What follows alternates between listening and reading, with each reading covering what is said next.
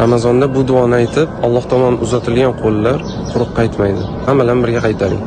Allohumma innaka afuwun karimun tuhibbul afwa fa'fu anni. Bu istig'forda hozir ko'p aytishimiz kerak, chunki Ramazon 3 qismga bo'linadi.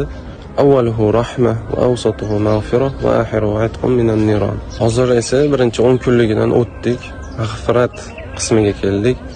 Bu vaqtdan foydalanib olishimiz kerak, ko'proq tavba qilishimiz kerak.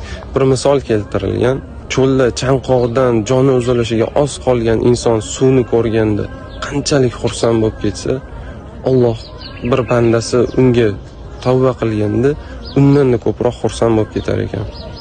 Shuning uchun tavbani ko'paytirishimiz kerak, chunki bir o'ylab ko'ring, qiyomatda hatto yuzimizga qaramasdan qochib ketadigan odamlarni xursand qilish bilan umrimiz o'tib ketyapti. Tug'ilganimizdan hozirgacha rizqimizni berib kelib turgan, yuragimizni har bir urishiga ruxsat berib turgan zotni xursand qilishimiz kerak emasmi bundan ko'ra? Va bir narsani iltimos qilib qolaman, bu videoni yaqinlaringizga yuborib qo'ying. Chunki payg'ambarimiz sollallohu alayhi vasallamning hadislari bor. Yaxshilikni tarqatgan, uni qilgan bilan bir xil savob oladi. Shuning uchun yaxshilikni tarqatsangiz, agar ular siz sababli shu duoni aytsalar, sizga savobi kelib turadi inshaalloh.